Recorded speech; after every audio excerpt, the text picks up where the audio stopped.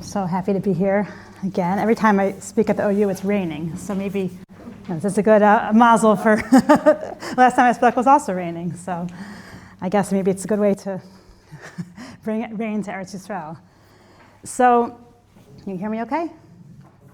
Okay, so as you who've been learning Nach Yomi or have learned any Sefer in Nach, realize when you learn Nach, you see how much the Nach is relevant to our lives. And it's just amazing sometimes. You'll learn a Sefer that you think, okay, what's the relevance of this Sefer to our lives? And you find there's so much in every single passage of Nach that just connects to our lives, connects to today, connects to our current times. And I really feel like more than maybe any other Sefer or time period, right, or maybe group of Svarim in Tanakh, these Svarim of Shivat Zion, right, Ezra and Nehemiah, and also the Nevi'im that go with them, Chagai, Zechariah, Malachi, they connect so much and they are so relevant to our times today. And I'm amazed by it when I read through what's happening in Ezra and Nehemiah and I look at what the Nevi'im are telling the people of that time. They seem to be so relevant to our times. So what I really wanted to do today was look at just the first 4 prakim of Ezra and some points in those prakim and see how this is relevant to our times and what we can gain that can help us, with chizuk and just with meaning in our lives today. So I don't know how many of you have actually learned Ezra. Some of it may be repetitive, but I definitely want to go a little bit deeper into some of the ideas to really understand what we can learn from the Sefer Ezra. So if you look at the source sheet, the first source I have is really just the beginning of the famous Hatzarat Koresh, right? When Koresh gives this famous proclamation that the Jews can return to Eretz Yisrael and build the Beis HaMikdash. So we see B'shnas Achas LeKoresh Melech Paras, L'chlos Devar Hashem Mipir Miyahu, right? It's the first year of Koresh when the 70 years of Yirmiyahu are up, as we know. He'ir Hashem es ruach Koresh Melech Paras. Hashem, He'ir Hashem, right? He did something to the ruach of Koresh. He raised up his ruach, or he enlightened him. He had some kind of feeling within his heart, within his mind, in his spirit. V'yaver kol b'chol malchuso v'gam mechtav le'mor. He sent out a message, right, in a kol and in a letter to his whole kingdom. What did he say? Kol amar Koresh Melech Paras. According to Ezra, right, Koresh sent a message to all his kingdom saying, Hashem has given me all of the nations of the world. And he has appointed me, right? He has given me the task, he has given me the job to build the house of Hashem in Yerushalayim that belongs to Shevet Yehuda. Anyone in the whole nation of Yehuda who feels that Hashem is with him, V'ya'al Yerushalayim asher b'Yehuda, he can go up, make aliyah to Yerushalayim, as many of you have done, Vayiven es beis Hashem Elokei Yisrael, and he can build the house of Hashem, the God of Israel, Hu ha'Elokim asher b'Yerushalayim, this Hashem who is the God over Yerushalayim. This is amazing. We see this, right, as many of you have probably learned, that Koresh decides, according to Ezra, Parak Aleph, that Hashem has given him some kind of spirit, right? Hashem has enlightened him. Hashem has raised up his spirit. And now he decided that he's going to allow the Jews to go back and build the Beis HaMikdash. And the Mefarshim explain, what does it mean, He'ir Hashem es ruach Koresh? What does this mean? Like how did the Koresh all of a sudden decide, I'm going to let the Jews go back, and I believe in this God who's allowing the Jews to go back and build the Beis HaMikdash? So Rashi says, interestingly, I didn't bring every single Mefarish on here, just some main points, and then I'll tell you outside what some of them say. But Rashi says, interestingly, that there was a nevuah, if you recall back in Yeshayahu, if you remember, when you learned Yeshayahu, there was a nevuah that Yeshayahu said that, at some point there's going to be this king named Koresh, and this king is going to allow the Jews to go back out of Galus, go back to Eretz Yisrael, and build the Beis HaMikdash. And somehow, Koresh, Rashi says, Koresh knew this nevuah, or he heard this nevuah, and so he iras rucho, meaning he had this nevuah, and he knew that it was his job and his mission to send the Jews back to Eretz Yisrael. So that's Rashi. It's a little bit far-fetched to think about, how did Koresh hear this nevuah from Yeshayahu's time, which was, hundreds of years earlier, what's going on with that? But that's how Rashi explains He'ir Hashem es rucho, that Hashem like uplifted or inspired his ruach or his mind or his idea. The Ralbag explains that maybe Koresh had some kind of dream, some kind of ruach hakodesh that he had. They're all trying to explain what does it mean that Hashem gave Koresh this idea to do this. Like, why would Koresh all of a sudden have this idea just to send the Jews back, right, to Eretz Yisrael? Then the Malbim explains it a little bit differently, and I would say a more practical way of understanding what this is happening, which actually fits in better with the words He'ir Hashem, which we see in other contexts as well. And the Malbim explains, and then we'll take the Malbim and explain it even further, that he explains that basically Koresh looked at history, and he saw that, okay, years earlier, if you remember in Daniel, remember Belshazzar had the dream, not the dream, Belshazzar saw the handwriting on the wall, remember that? And then Daniel said to him, you know what this means? This means you're finished, Persia's going to come over, going to take over Bavel, right? And he said, wait a minute, why did that happen to Belshazzar? Because he brought the Kalim of the Beis HaMikdash to his party, and he wasn't really so respectful of the Jews and their God and their temple. I don't want that to happen to me. So I'm going to look back at political events that happened in the past. I don't want the same thing to happen to me. So instead of me oppressing the Jews and not respecting their temple, I'm going to let the Jews go back and build their temple. And then maybe life will be good for me and I won't lose my kingdom like Belshazzar did. So the Malbim's looking at it, not that Hashem gave him a nevuah or he had a dream or some kind of Ruach HaKodesh, but more that Hashem just kind of put this idea in his head. He looked at events that were happening, that had happened in the past, and he just, He'ir Hashem es rucho, like Hashem just gave him an idea of what to do. Now to take this even further, what's interesting is that we know historically, we have the Cyrus cylinder, which maybe you've heard about, right? Where what we know from history is that Cyrus, Koresh, when he told the Jews to go back to build their temple, it was not a thing that he said, oh, Hashem is the one God, and therefore I'm going to let the Jews go back and build their temple in Jerusalem. It wasn't like that at all. What he did, he decided he's going to let all the nations that were in Galus go back and build their temples to their gods. It wasn't just Bnei Yisrael and Yehuda. It was a proclamation he made, I'm going to let them go back to their God and build their temple. I'm going to let this nation go back to their God and build their temple. So it was nothing to do with recognizing Hashem and only letting the Jews go back. And the reason that Koresh did this was because he had a different policy. He looked at the past. He looked at Ashur and Bavel. And what did they do? Ashur and Bavel, their whole political approach was go in, conquer, kill, destroy, exile, right? And that's what they did. That's how they approached politics in those days. But Koresh looked back and said, you know what? That wasn't really such a successful approach.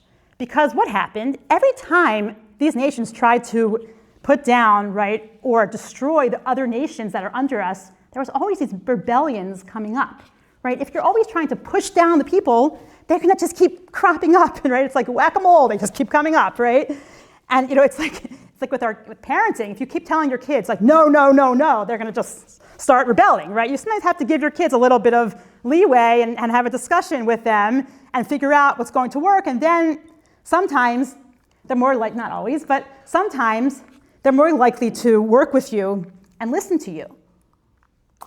So Koresh looked back at the past. He looked back at the policies of Bavel and also Ashur, and he said, these weren't working so well, so I'm going to change my political approach to a policy of appeasement, where I'm going to say, instead of just kill anyone who rebels against me, exile anyone, destroy their temples, I'm going to allow them to go back to their lands, build their temples, and they'll feel like they have some autonomy, but they're still paying taxes to me, I'm still in charge of them, right? And therefore, because they feel like they have some autonomy, because they have their own temple and their own religious service, and they have a little bit of a governor over their little land, they're more likely to listen to me when I impose taxes on them, when I give them rules. So that was Koresh's policy, and that's, we see that in how he treated all the nations. So how do we understand then that and He'ir Hashem es rucho? Because from the Psukim, it seems like Hashem caused Koresh to have this sudden, right, this epiphany to do this, and it's all from Hashem. But if you look at historically, it seems like Koresh just had this policy. This was just a political policy that he had. So what I learned from, actually most of what I learned from Sefer Ezra was from an amazing teacher that I had, Rabbi Yehuda Tropper. I don't know if anyone knows who he is. He taught me a lot of Sefer Ezra. So a lot of I just have to speak in the name of the person, right, who, it's a Pirkei Avos says that, and you should always give credit to the person who taught you and speak b'shem omro, right? Mevigu ula la'olam. So that is what hopefully I will do. But a lot of not everything, but a lot of what I'm saying, I learned from him. And he taught the concept, which we see it throughout Tanakh, which is really dual causality. Okay, that there's something that's happening in the political world, and it looks like this person's elected, this person has lost the election. Right? The politician decides to do one thing, and this economically or politically, there's something that's happening in the world. But the Tanakh is telling us the reason behind it is that Hashem is the one who is He'ir es Rucho. Hashem's the one who is, B'leiv Malachim B'yad Hashem. Hashem's the one who is influencing the hearts and minds of the politicians and all the people in the government who are trying to do things. So even though it seems from the outside world, from the Cyrus cylinder, that Cyrus just decided to do this because this was, what made sense politically for him, the Tanakh is giving us the backstory or what's really going on behind that. And that is that Hashem is the one who is influencing the hearts and minds of the politicians and all the people on the political scene. And I'm sure you can all think about, our time period and how that can apply. Example Rabbi Tropper gave was the example of, he talked about, there was a big movement called nationalism, right? In the late 1800s and early 1900s, that nations should have their own state, right? We're a country, we should have our own state. And that caused the Jews to say, okay, we also should have our own state, right? And that led to Zionism. Zionism was a form of nationalism. And so it can look like, if you're just looking at the political scene, okay, Zionism formed because of this policy, this new zeitgeist in the world of nationalism. But if you look, what did Zionism do? It caused us, to come back, the Allah Aliyah, to our Israel and to have our own country and to have the state of Israel, which leads to all the things that it's led to today.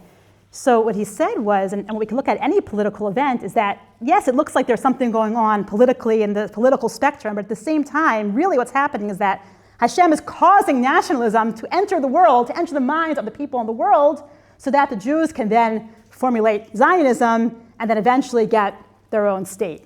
So we can look at really like any events in history or anything that's happening in the political world and see that if we look at it with the eyes of the Tanakh and with the eyes of Emunah, we can see that really what's happening is that Hashem is causing policies or events or ideas to come into the minds of the people of the world so that he can allow certain things to happen for the sake of OUisrael. And that's what we really see going on in Ezra, Perek Aleph, Psukim Aleph through Gimel. We see that really Hashem is, He'ir Hashem es Rucho, Hashem is influencing. Koresh didn't say, Nasali Hashem Elokim, right, Pakad alai levnos bayis b'Yerushalayim asher b'Yehuda. He didn't necessarily say those words, that Hashem has appointed me to build the bayis. But he thought to himself, okay, I want to do this, I want to do something that's going to help my kingdom have more power. And part of that is also allowing the Jews to build their house in Yehuda and in Yerushalayim. So all of it came about because Hashem was influencing, right, Leiv Malachim B'yad Hashem, as we know, it's a pasuk, right, in Mishlei, that Hashem is influencing the people, the political spectrum, to do certain things. So that's the first way we really see that Ezra, the story of Ezra, the beginning at least, with Koresh, the Hatzarat Koresh, really can apply to our times, to any time, that we see so many things happening politically and militarily, and we often don't understand why these things are happening. But just to start with that premise that Hashem is, as Tanakh tells us, right? We learn Tanakh to apply it to our times, that Hashem is the one who is really influencing things behind the scenes and bringing things to its purpose. So Koresh says, okay, the Jews can go back, they can build the Beis HaMikdash, and then it sounds great, right? It sounds like everything is going to be amazing. We're going to have Bayis Sheni, everything is going to be perfect, and then what happens? So what I showed you in source number 2, I made a chart here.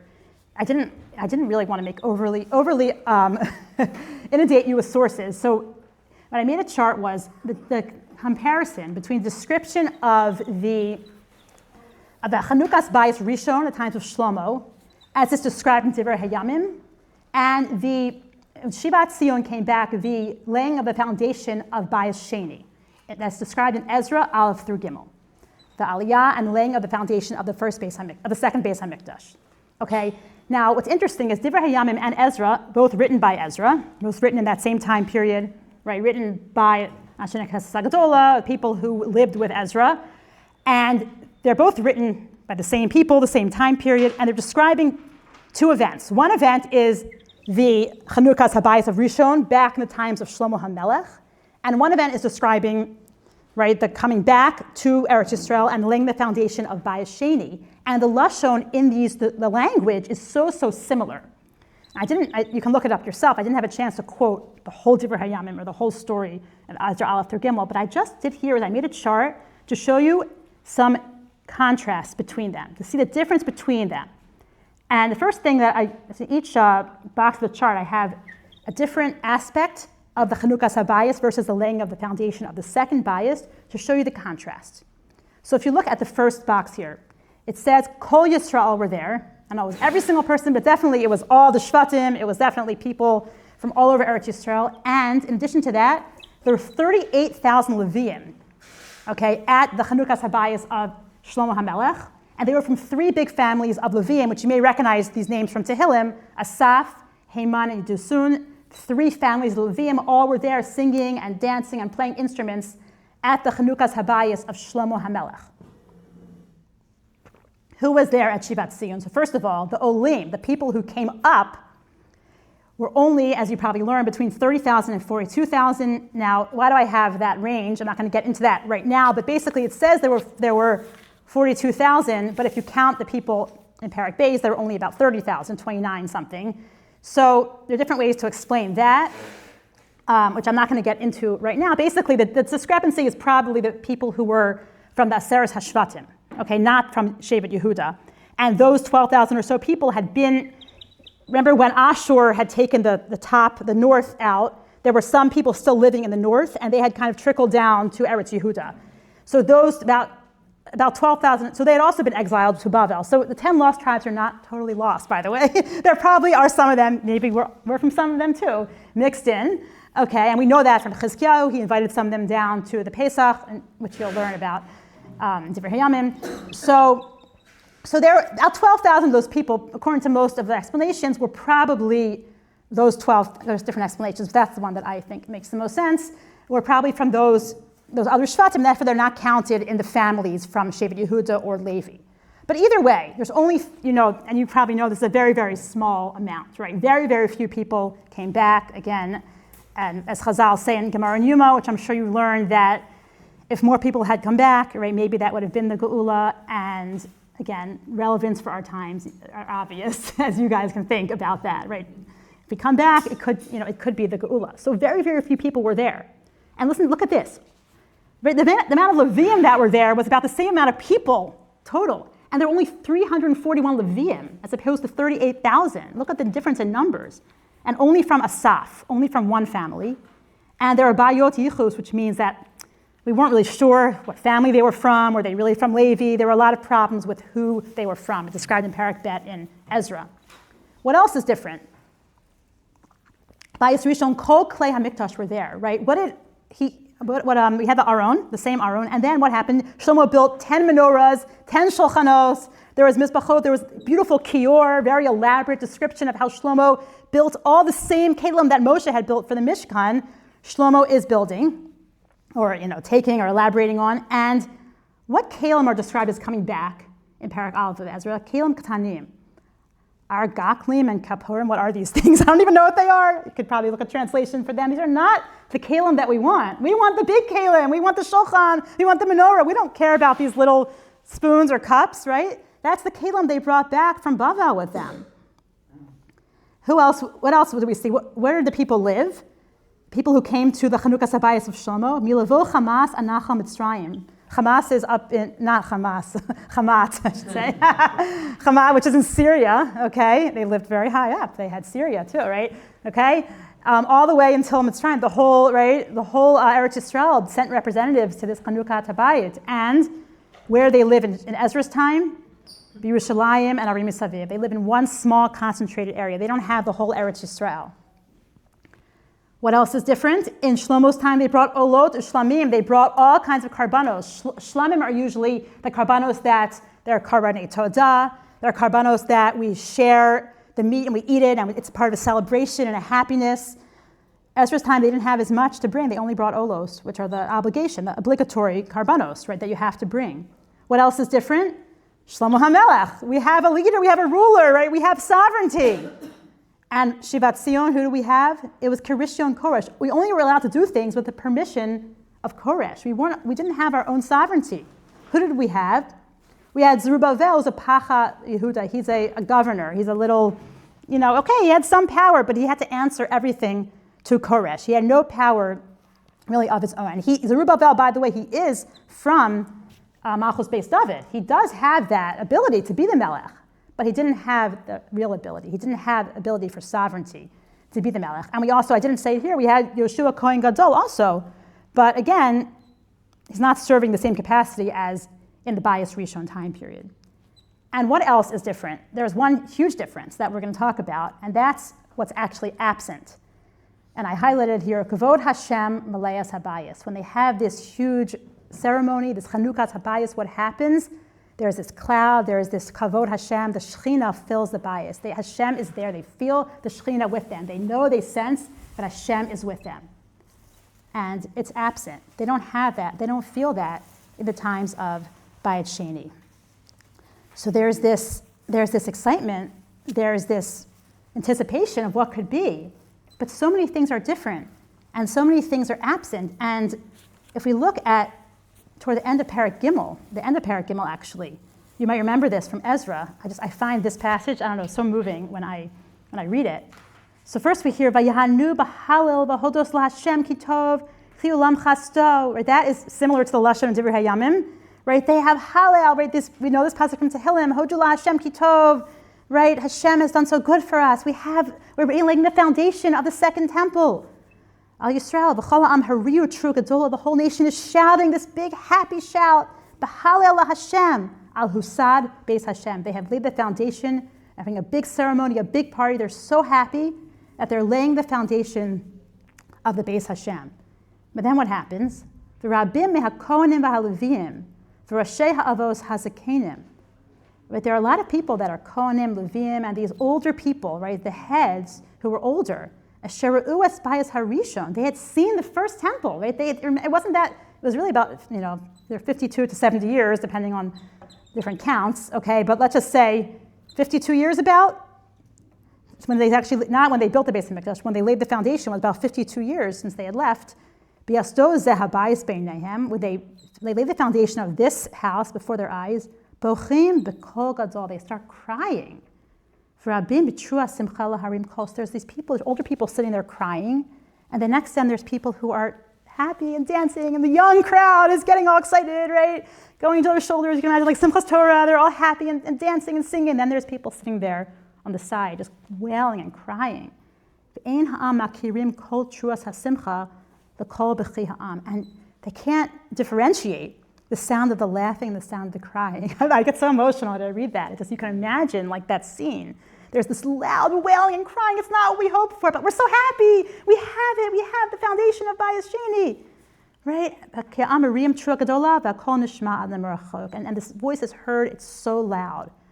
So there's this anticipation and this happiness and this excitement, right? That we have it. We're finally here. We're back in Eretz Yisrael. We have Bayis Sheni. We're laying the foundation. At the same time, it's not what we hoped, right? What we thought it was going to be, all these things that we had, particularly the Shekhinah, is not with us. It's not what we thought it was going to be. And we see even further that later on in Ezra, We say the Shekhinah has never left Har HaBayis. That means that we have the Shekhinah on Har HaBayis now. Yeah. So what exactly did this mean? Right. The Shekhinah was there. Right. They didn't feel it or see a manifestation of it. There was no Aron. There was no cloud coming down. There wasn't a fire coming down and bringing the karbanos up. There wasn't anything external that they could see. Yeah, we're going to get to that. So I'm going to talk about that soon. I'm going to talk about exactly what you're saying. That's what I want to hopefully get to. Right. So how do you explain the Shekhinah? Right, the Shekhinah, Hashem's presence, is always here, especially in Eretz Yisrael and especially in Yerushalayim. And there's different levels of it for sure. But I don't know if you remember Yechezkel. Yechezkel has a vision of the Shekhinah kind of leaving the 10 levels. Remember that? I don't know if you remember Yechezkel, but the manifestation, right, the ability to know for sure that Hashem is there, it didn't have that. That's a really good question. Does that make sense to you? Yeah. Right, they're missing a lot of things. Right, there's no Aron, there's no Kaporas, there's no fire coming down, there's no smoke, right? All these things. And we'll see Nevuah is not as, right now, we don't hear of any Nevi'im right at this exact moment. But we'll see soon, we do hear Nevi'im soon. So, but the idea is that there's these, and then to continue on, what else happened in Perek Daled? Remember this, they were people who were upset because what happened, they said the Kutim, right, people who had been living in Eretz Yisrael since the times of Galus, of the Seres HaShvatim, and they said, we want to be part of it, we want to build with you, we don't want to be left out, right? And what happened? Zerubbabel said, no, you can't join us, only for Am Hashem, only for Yehuda, and so they decided to start, we don't know exactly what they did, but they were preventing them and weakening them from building. They send people to Koresh to tell him, stop the building. And this goes all the way until the time of Daryavesh. So this goes through 3 kings, as you read in that Perek of Ezra. I don't know if you're up to that yet, but no, you finished Ezra. Okay, so you did that. So you read in Perek Daled that all these kings were sent messages from these enemies, right? Not so new to us, to have enemies who prevent us from doing what we need to do in Eretz Yisrael and preventing them from building the Beis HaMikdash. So in addition to the fact that we don't have the Shekhinah, we don't have the amount of people, we don't have the Kalim, we don't have everything that we had before, we also have enemies who are trying to prevent us from building, who are telling us stop the building, right? And sending messages to Koresh and to all the different kings, right? Telling them to stop us from building the Beis HaMikdash. And we see that this is something that I think, looking at this, it's a very, very relevant scene for today. Because I was thinking that it's so relevant because we're living in a time when there's so much good, and we can think, okay, wow, we have Eretz Yisrael, we had 1948, 1967, we have so much. The land is thriving, we have, the economy is good, we have beautiful land, we have all this Torah going on in Eretz Yisrael, we have so much, right? And it looks like things are going well, right? But then we have enemies, and we have terror attacks, and we have October 7th, and it's just always wars, and it feels like, but things are good, but there's also so much disappointment, and like even thinking about the past couple of years, right? It's like we had so many nisim, and okay, we got so many hostages back, Baruch Hashem, some didn't come back alive, and we had so many great victories, but then we have so many chayalim who are injured, or who were killed, and it's like, even like the Iran war, like amazing nisim, and then, okay, but people were killed, people lost their homes. Like, how do you deal with these 2 realities happening at the same time? So I feel like this time period of Ezra it's so relevant for our times because we're dealing with these 2 realities, like great nisim, wow, Hashem must be so happy with us. He's giving us so much, but it's like, it's not what we really thought it was going to be. It's not what we want. How do we deal with this reality? So I think the answer is going to be by looking at the Nevi'im that come during this time period. And they're going to give us the answer. It's going to be relevant, I think, to what you said. And really seeing what's the message that Haggai and Zechariah, but I'm going to mostly focus on Haggai today. What's the message that Haggai gives us that we can understand how to deal with that time? Because as we say, like the Nevi'im, Tanakh, is not supposed to just be for that time, but it's messages that can apply to all times. And I think specifically because this problem seems to be so relevant. I think it's relevant for all times, but it seems so relevant and so applicable to our times. Because we're in Eretz Yisrael with a lot of these things leading toward what feels like Geula, and then we have all these disappointments happening alongside them. So what does Haggai say? You remember Haggai? When did you Haggai? A while ago, right? But it's good because you really should be learning Ezra with Haggai, right? So, Haggai, I think it's only 2 prakim, a beautiful sefer. So he starts off and he says, in source number 5, Ko amar Hashem tzvakos lemor, ha'am hazeh amru, lo eis bo eis beis Hashem libanos. The time has not come. It's not the time to build the house of Hashem. What's going on? This is what the people are saying. Hashem is saying to Haggai, this is what the people are saying. This is the mindset of the people. What is the mindset of the people? The mindset is, as the Malbim explains, they thought Hashem has to do great nisim first. When Hashem does these great nisim, and we get a sign from him, he gives us a sign, then we'll know it's time to build. But we don't know ourselves. We need to have a nes from Hashem. We need to have a sign from Hashem that it's time to do this, right? He's going to send the eagles to bring us over, right? Like, he's going to do something for us, and then we'll know it's time. But we shouldn't be initiating it on our own. And the Radak explains that it wasn't so much that they had the wrong, philosophy, but what it was is they were just full of despair. They were poor. They didn't have a lot of money. The farms were not, right? The crops were not growing the way they wanted them to. There were enemies against them. They didn't see the Shekhinah, all these things that we listed here, and they just felt like, we can't do it. It's too much, right? And it really could be, again, as my teacher, Rabbi Trapper, explained, that the despair could lead to the ideology. That sometimes when you just despair of something, like think about the Jews who were in Gullus, for 2,000 years, and they're just like, oh, it's so hard to be in Gullus. We're never going to go back to Eretz Yisrael. So they can form an ideology, which is, we have to wait for Hashem to take us out on eagle's wings, because that's the only way it's going to happen. Because you feel such despair from your situation, right? So ideology can sometimes come from a feeling of hopelessness and despair. And that's what the people were feeling right now. They were there, they laid the foundation, but it's like these three kings are going on, and the kings are not letting us do it, and nothing's happening. There's enemies, and we're poor, and it's not the right time to be building. So Chaggai's goal, and also Zechariah, is to give them encouragement, to give them chizuk. And what is the message that Chaggai gives? His nevuah to them right here is 4 words. And I think this is the foundation of the message from Chaggai, and really for all of us. Yomer Chaggai, Malach Hashem, he's called a Malach Hashem, a messenger of Hashem, B'malachus Hashem la'am le'mor. He comes as a messenger, he's literally like a Malach sending from Hashem, saying, Ani itchem ne'um Hashem. 4 words is what he says. I am with you, says Hashem. And what he's saying is, don't focus on your poverty. Don't focus on, they were saying they were focusing on their own houses, right? On making sure your own house is set up. He focuses a lot on the house, which I'm not getting into now, but he talks a lot about how they were focused on their own houses, building their own bias, but focus on Hashem's bias.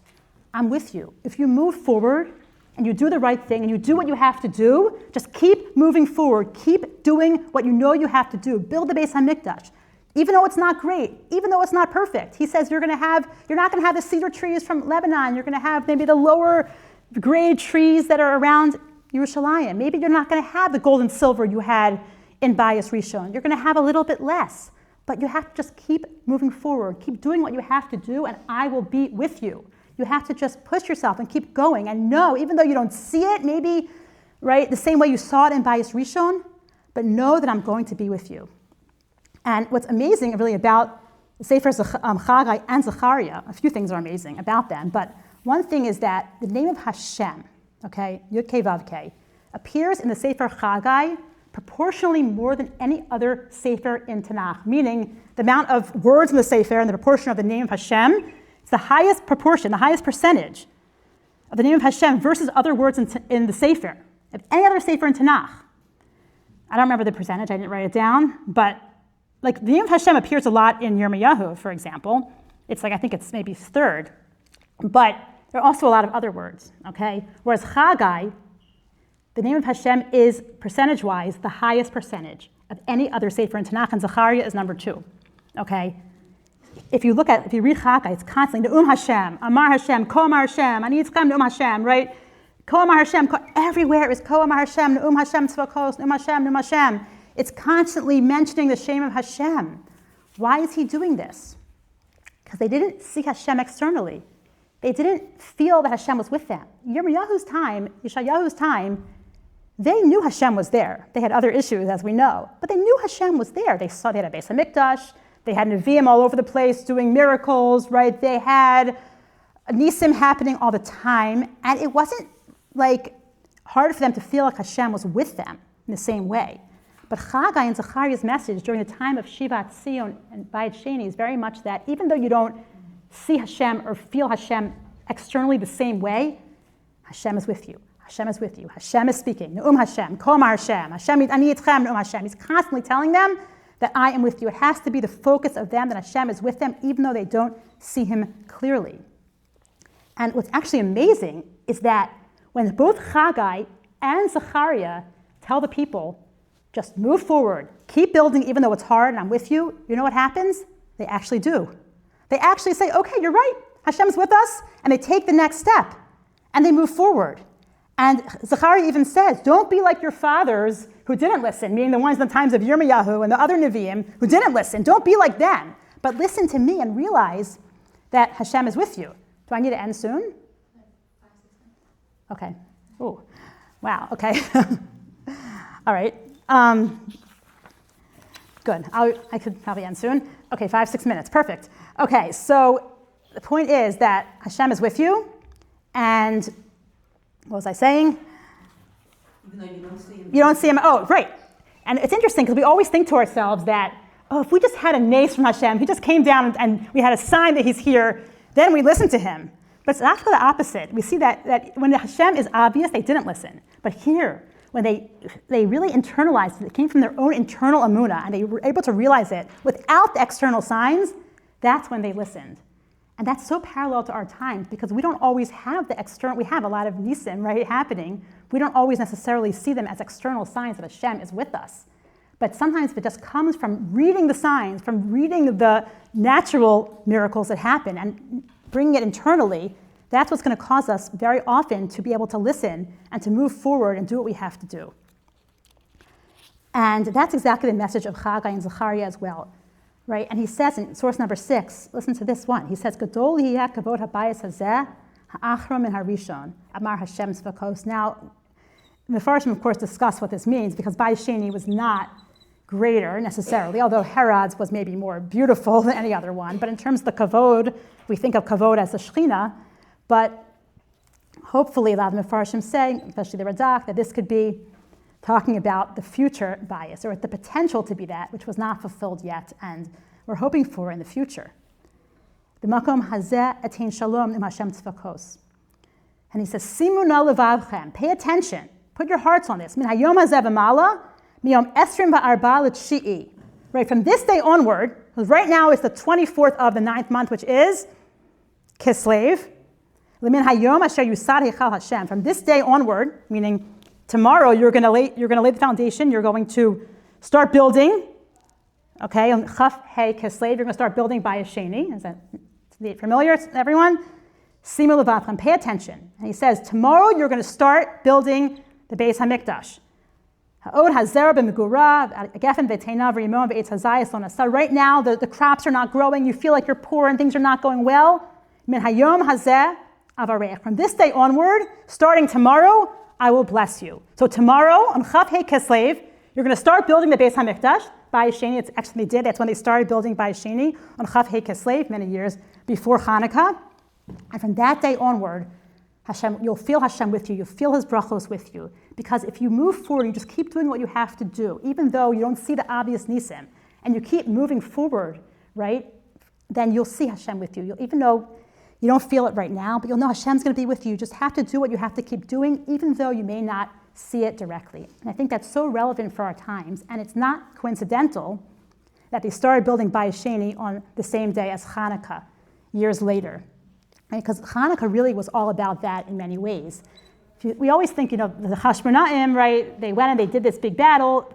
But what did they have to go on? They did not have Nevi'im in their time. It was also very, very similar to our times.